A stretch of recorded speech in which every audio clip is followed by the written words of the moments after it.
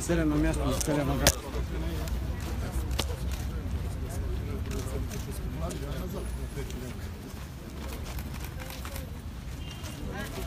Организация много добра.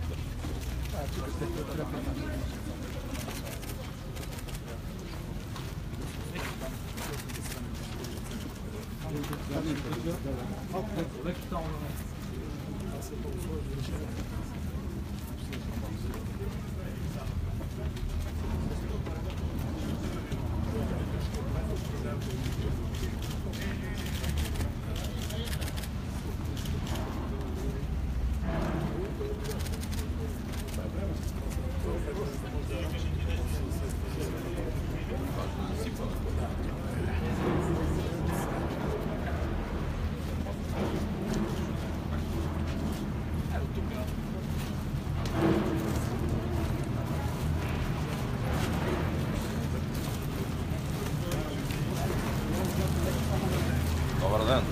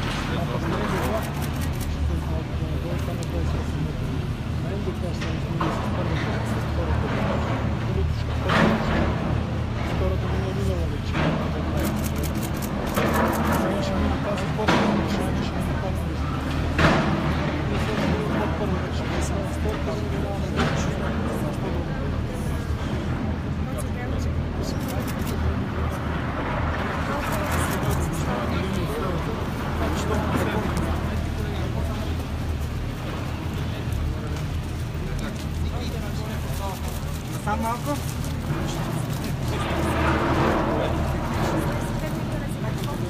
Да.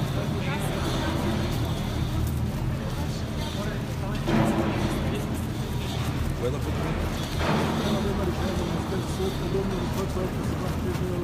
Московски да го внесе или какво?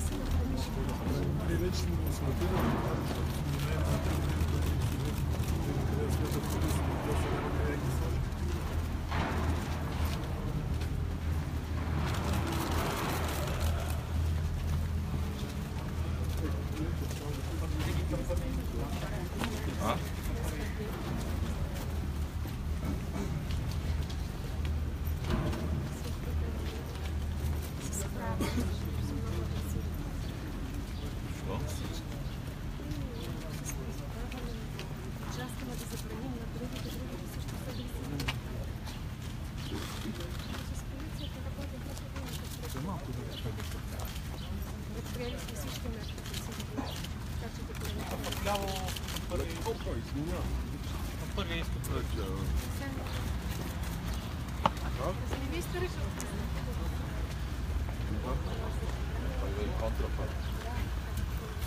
Тебе ли? Дайте напред по там на столите да не дайте назад, да. И бързайте отпред да влезете преди официалните гости. Дайте отпред се наредете. Бързо.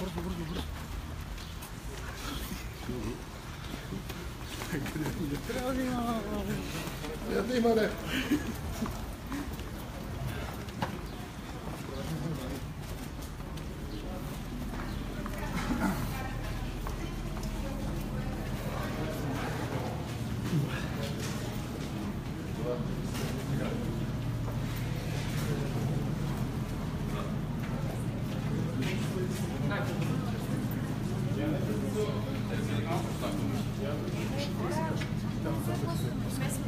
Сега ще ги видим тук.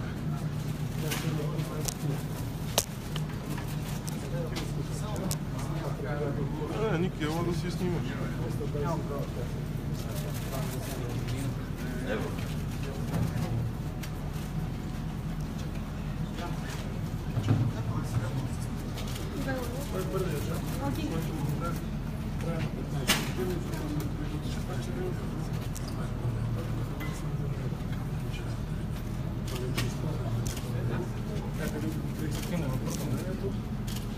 Тунели се строят с тази машина, която октомври месец беше завършена,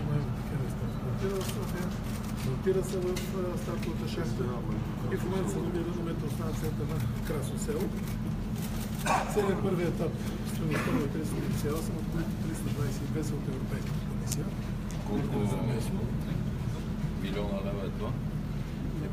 850 Милиона струва тази отсечка. Само, че тук влизат, освен с линията, влиза ново депо и влизат влаковете. 20 метра влака на Сименс, тъмшките и по-нататък. Това е примерно театър на станцията и тунел за изграждат. Това е на Красно село. Станцията, където тунела вече готова. Част от тунела между земните гаражи и метростанцията вече е изграден и машината излезе на станцията. Тя се намира като машината и трябва да се проводи. Тук кога ще излезе къде? Тук ще излезе краят на... Не, в момента на следващата. Ще дойде до тук. Октомври месец ще бъде театър на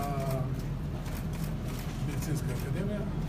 Пролетта на следващата година трябва да е тук, а трябва да излезе на театър в Тунела и октомври следващата година трябва да е тук. В този график. В момента няма графика. Това е депото, което се строи. Това се строи ще изгледа нашите власти. Това ли искате от спорта да е 16 декара?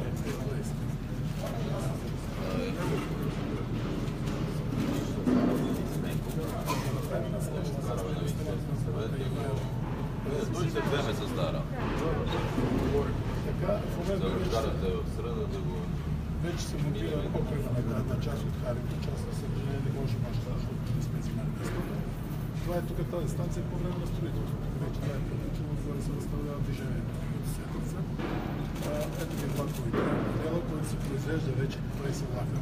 Имаме за тези два етапа. Те какви са? Siemens. Моделът се казва Inspiro, те са на Siemens производство. Правят ги в Австрия, в Виена и част от тях в Полша. Защото това е влак за първи път е произведен за полското метро, познаем от Siemens за Варшава на метро. Произведен е в Австрия и се направи в Катовице местен завод, където част от работи върши и продължават по този начин и при нашите. Основните работи ще бъдат се произвеждат в Австрия, а ще се транспортират и в Лодката. По-голямата част ще се прави в нея, ще се прави в Полша. Просто това е тя. Така, сега ще видите. За разлика от първата и втората, защото знаете, че на времето имаше няколко самоубийства. Него сме решихме, има два варианта от председателя, цялото затваряне на стените и решихме, че по-разумно метър и половина преградни стени, ето и на такъв модел, където има места срещу вратите на влаковете. Влака идва, отварят се вратите, влизат пътници, затваря се и пътника, няма доста по-росен път. Така че това от гледна точка на безопасност и това се прави. А това е тук автоматиката, за разлика от сегашните автоматики, които са галилейна база, новата е цяло електроника, подобно GPS до 50 см буквално местоположението на влака се знае. Оттам се дават команди на следващия влак, за да няма да стигне. Сега сме на блок участъци, като 120 метра. Дава команда на следващия блок участък да няма влаки. Това е старата технология, която се използва все още, но третата линия от най-новото поколение автоматика, която също се произвежда от Siemens, тъй като тя кореспондира с автоматиката на влака. Така че Siemens, освен влаковете, произвежда и 6 системи за управление на метрото. Едната е свързана с управление на вратите, другата с управление на самото движение. И цялото диспетчерско управление е производство на Siemens. Защото те спечелиха на първия. Това е вторият етап, бюджетът на втория етап. Задължителната комисията, която е 101 милиона 55, за 86,6 милиона. Има решение апликационната форма. Те обявиха одобряването на апликационната форма. За първият етап апликационната форма одобриха 15-та година, защото той си беше първоначално заложен само. Като миналата година вече имаме средства, се включи втория етап и втория етап в момента комисията вече е одобрила финансиране за втория етап. Така че 101 милиона лева, около 200 милиона, 101 милиона евро, около 200 милиона лева, които част са от Европейската комисия, тук общината е с малко по-голямо съфинансиране, защото като държеше метрото на тук стига до Горна Баня, ето ежедневният асфалт за Перник. И метрото нормално излиза на ЖП линията, ще го правим на малка жертвегара, Перник, директно ще го Перник стане квартал. Перник стане квартал. А тук има буферен паркинг, за коли да влизат в града колите, а другия вход е от към блоковете, т.е. последната спирка е под самото полуси. Има ли статистика от Перник колко влизат в Гени от Перник колко идват? 20-30 хиляди коли на ден. 30 хиляди на ден. влизат? И излизат. Капацитета на метростанцията е 50 няма проблем. Така че и целият паркинг да го пренесе няма проблем. Така че от буквално от 30 започва строителство, че имаме договор с управляващия орган за този етап. Има всички процедури тръжно минало и от 30 стартира изпълнението на 4 метростанции по едната участъци. Значи остава един това само 300. Паркинга за автобуси.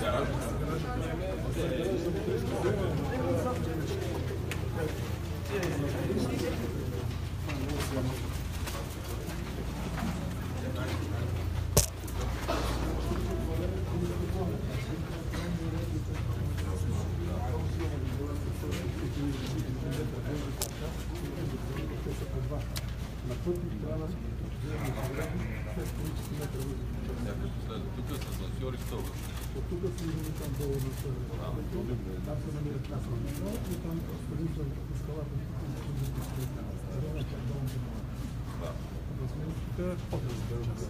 Имаме хора, единият другия проект киното, те идват в проекта.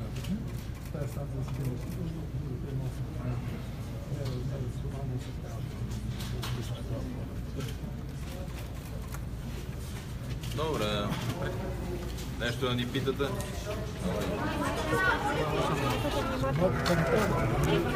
Само отпред. Кот се внимава. Да отидеш с Ян. Доволен ли сте от инспекцията на метрото? Кога ще бъде? Не, това не е инспекция. Първо, къде е господин Златър? Тук. Ела, ако обичаш. Колата отпред. Може малко само напред да дам нещо. Съжалявам, корито място на Първо искам да благодаря на Европейската комисия, като установи колко добре работи екипа, столична община, метрополитена, държавата, като видя икономите, отпусна нови над 200 милиона. Така, над 800 милиона отиват за третия методия. Дали мога да ще да кажа, само момент. Временно, че ще не спират и в събота, сега не знаете как. Виждате, почистено, пометено е. И за радост на софиянци, виждате, че и булеварда вече се асфалтира и тук до седмица ще го правим. Исках на вашите зрители главно да покажем какъв подземен град всъщност се прави под близо 2 милионен дишаш, работещ на пълни обороти град. Без дори хората много да го усетят. Огромен строеж. Огромен строеж за близо милиард. Насочен към работещите, учещите, движещите се не само гости, но и самите столичани. С тази метростанция връзваме и Пернишката железница. От това, което ми се докладва, около 20-30 хиляди коли на ден влизат от Перник в София и излизат вече. С буферния парк и с директната връзка, която правим на метрото, с железницата, всеки, който иска да слезе от автомобила и да не задръства София, да щадиме околната среда и въздуха, който искаме да е чист, може да го ползва. 50 хиляди човека му е капацитета на този метро диаметър. Огромна помощ от Европейската комисия. Огромни, за което пак казвам, специално да им благодарите. Абсолютно в срок се движат. На 2 места се разминават метрата. Лъчовете на първи, втори и трети метро диаметър. Смятайте на каква дълбочина се слиза, за да направим максимално удобно метрото, хората да могат от единия лъч да се прехвърлят в други. Виждате най-съвременните влакове. Виждате най-съвременната електронна система за управление. Виждате нещо, което ако било лесно, отдавна да е направено, както в много други столици, а не ние да го правиме сега. Помните, ние заварихме 4 км. Той е по ТНТК и горе на радио. Специално искам да поздравя и Мета, и Братоев, и Московски, всички, които работят по тази програма. Тя работи безупречно към момента. Така че скоро ще видим картицата горе на Александровска болница.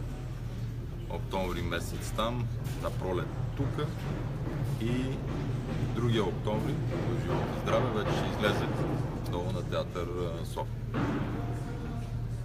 Мисля, че това ще бъде огромно предимство на столичния град пред всички останали, защото ще даде най-бързия, най-чистия транспорт. До 50 см GPS-ите следят разпитърсанието и движението на мотрисите. Така че още година и нещо търпение. Виждате, и събота и неделя работят непрекъснато фирмите, които са в метрото. И тук още веднъж на колегата Братоев да ги поздрави всичките за усърдието, защото виждате какво огромно съоръжение. Господин Борисов, ще бъдат ли взети допълнителни мерки за сигурност в метрото във връзка с европейското председателство? Тук е и господин Златев. Колкото по-малко се шуми на тази тема, колкото по-малко насочваме вниманието към съоръжението в тази посока, толкова по-добре. Нека се ограничим в това каква огромна придобивка ще е за всички квартали от Овча купел до Подлески. Огромна придобивка. Просто ще можеш да си разчиташ в рамките на минути придвижването от единия до другия, до третия край на София. А да не говорим, че виждате съоръженията, които правиме на Борис, на Красно село, естакадите. Много ще ви хареса как стане. И това не ви го обещаваме, че ще го направим. Някакво далечно, светло, комунистическо бъдеще. Ще стане в рамките на още една година. А как ще спрете войната по пътищата, след като корупцията в ДАИ продължава? Преди се купуваха листовките, сега формуването. Арести и да влизат в затвор. Сега ще правя едно съвещание в МВР във връзка с административната реформа, особено в службите на КАТ. Защото има и много субективни причини. Няма ли компютри, няма ли хартия, няма ли сгради, няма сайт.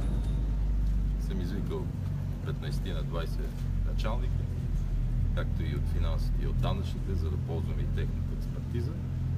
И сега се занимава с това и се надявам в най-скоро бъдеще тези бележници, които и номерца се взимат и хората чакат часове там, да не кажа часове с дни, ще ги ликвидиран. Господин Борисов, не сте коментирали сагата с оградата и войната между патриотите и БСП. Няколко сигнала вече има в прокуратурата. ДАНС работи, Държавната финансова инспекция работи. Колкото по-малко наричат ограда предпазни съоръжения, толкова се спестяваме гнева на много хора, както си говори прокурора. Ние се договорихме с съседите.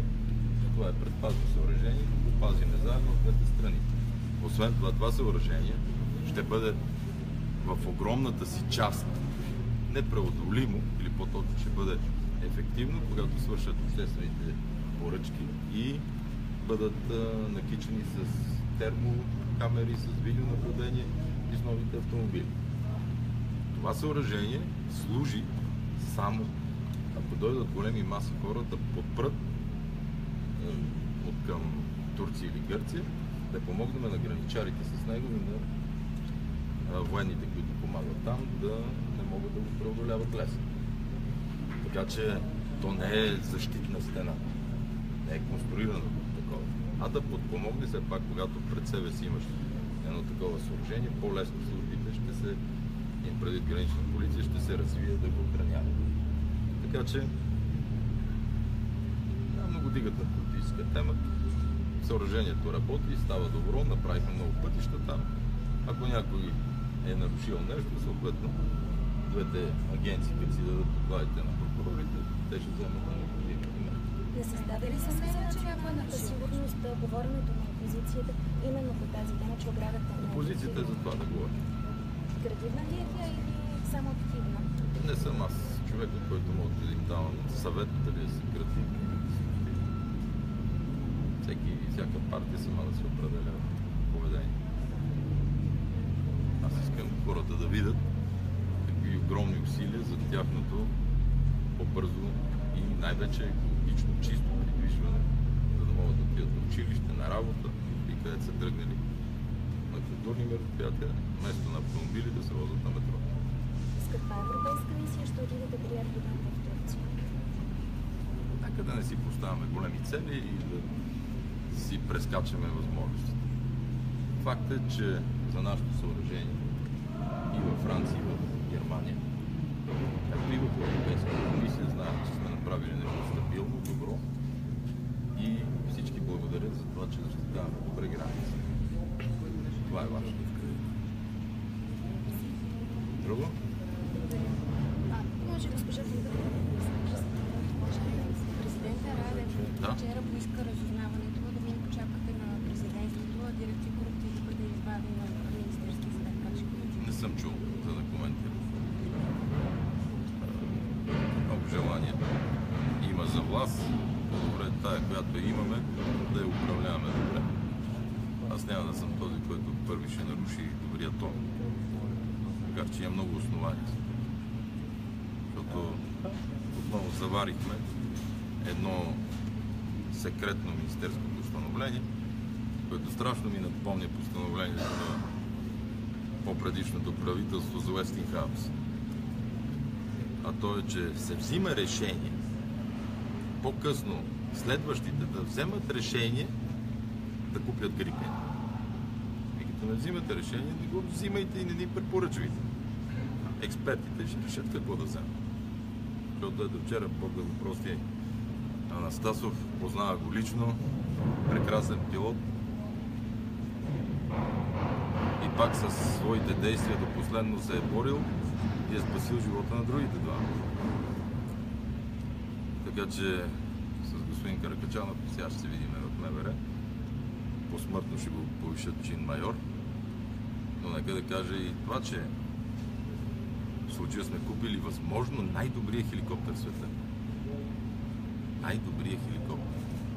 И понеже застраховките не важат за военната тъй, само се застрахова живота, сме загубили 50 милиона вчера.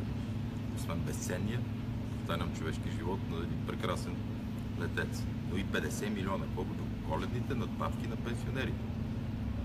Когато си говорим за такива скъпи играчки и хобита, трябва да преценяваме кое е най-важно, защото виждате, всяка сутрин казвате хора, които искат да им запълним дупките и да им ремонтираме пътища.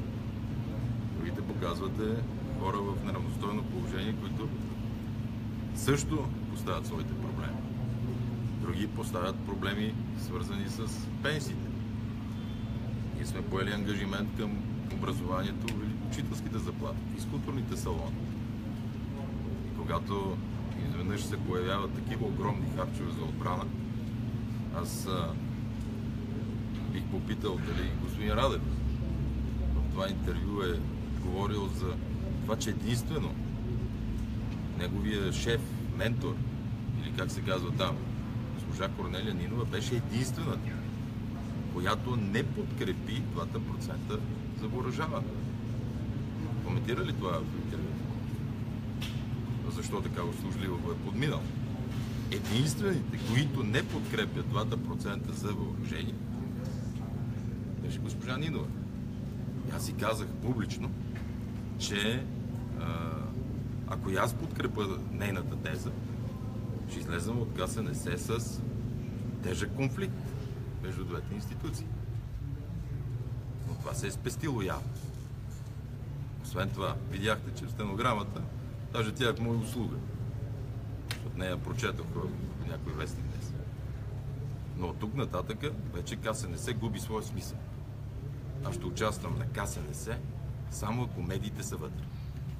Най-лошия случай, ако се извади монитор долу, както във Висшия съдебен съвет, вие да присъствате и да го гледате. Иначе няма да допусна след година, 2 или 3 да ме скарат с някаква съседна държава, ако сме изказали свои опасения, съображения или каквото и да било. И някой реши да си направи ефтин пиар с това. КСНС беше единственото място, където управляващи, опозиция, служба или отговорните хора в държавата могат спокойно да разговарят и да си кажат мнението по дадена тема. Ако след това ще ми държат гарез за всяка дума или ще става ясно след 2-3 години, не виждам абсолютно никакъв смисъл да се прави без медии. Така че от тук нататък моето участие ще бъде свързано само ако 100% се предава по телевизията или долу на монитора. А не след 2-3 години да ми вадат думи и да ми коментират. Това направиха вчера.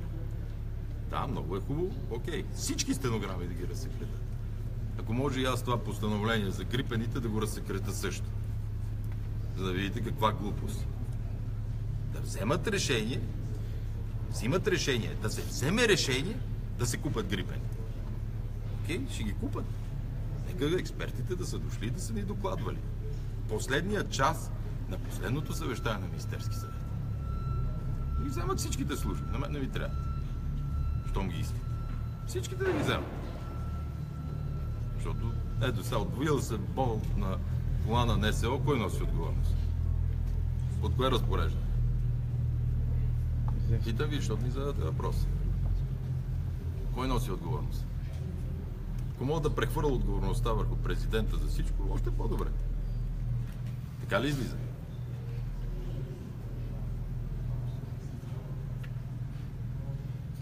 Още нещо ще ме питате? Да, след като вече е публична от стенограмата за КТБ, достатъчно зряло ли обществото ни да разбере? Карате ме да си отварям устата, без да го желая по никакъв начин. Най-добронамерен съм. Най-добронамерен. И какво получавам? Аз вчера си стиснах зъбите, забраних на партията да правят трибунка, да говорят в парламента на въпрос на Кутев, нагъл въпрос за моите назначения от страна на кадрите на патриотите. В вчерашното интервю президентът отговори ли за вътрешния министър на неговото служебно правителство? И сега съветник по сигурността, където би трябвало ДАНС да отиде. Както искате, или разузнаването. Се направил на Хитлер. Той тогава каза ли, че това е недопустимо? И аз, ако си спомняте, още вечерта уволних замминистър. Казах им на патриотите, не. За радост и те ме подкрепиха. Аз се надявам, че сега събота не се издава укази, но в понеделник ще видим указ за отстраняването на този съвет. Това питаха. Моля? Не. Не. Защо? Вие 10 дена ни съсипахте за тези снимки. Вие ни разкатахте. В НЕП съвещание правиха за това. Трябва ли сега моите Ковачев, вие ще питате ли ПЕС? Хитлер може ли да е вътрешен министър? И виждате как от една шега. Човека се шегувал. Имало карнавал, направил се. Сега трябва да му вземем главата. По същата логика. А принципно няма. Замминистър беше свестно момче. Отишъл жена си на музей в Великобритания. Там Тусо. И се снима. Това му изяде главата. Виждате ли, когато хвърляш камъни в стъклената си къща, че накрая ще се щупи твоето прозорче? Понеже ми задавате въпрос. Нямаше го повдигна никога. И днеска щях си замълча. Така излиза, че всеки може да си говори, когато пожелае, да хвърля камъни по стъклената си къща и да не си мисли, че няма го се щупи. Не дадох ли аз пример във Франция? Първото, което казах на президентите там, поздрави от нашия президент. Много ще се радваме да посетите България, защото президент ти е при президент. Какъв е протокола? Радвате ми се сега, но ще ви посрещаме, ще стане много хубаво. Ще дойдете в България. Казах ли? Вашите колеги бяха там. С кое заслужихме ние вчера да ни тричат по този начин? Виновни за почти всичко. Ясен ли бях? А хубаво да питате както мене, да питате и тя. Вие ме пресрещнахте пред крип на бала на работодателите с въпроса кога ще уволнат замминистър. И не ни оставихте 10 дена. 15 може би, още се говори. До вчера в парламента се говореше и аз на Кутев не му отговоря. По този начин. Има ги и снимките и всичко. За не прехвърля върху президентската институция проблем. Затраях си. Само, че другите не искат да си траят. За техната гузност. Желая ви приятен ден, че чакате живите чака. Нали, Марина? Президента кога ще ги и той що не знае. Или вече има нова мода за големите началници да отивате на място, а ние робите да обикаляме по студията. Така ли излиза? А не сме ли на място сега? Ама и аз съм на място в мазето, в тук. Мога да си стоя в кабинет и да ви извикам там. Ако такава ще е практиката, разбира. Не считам, че е правилно.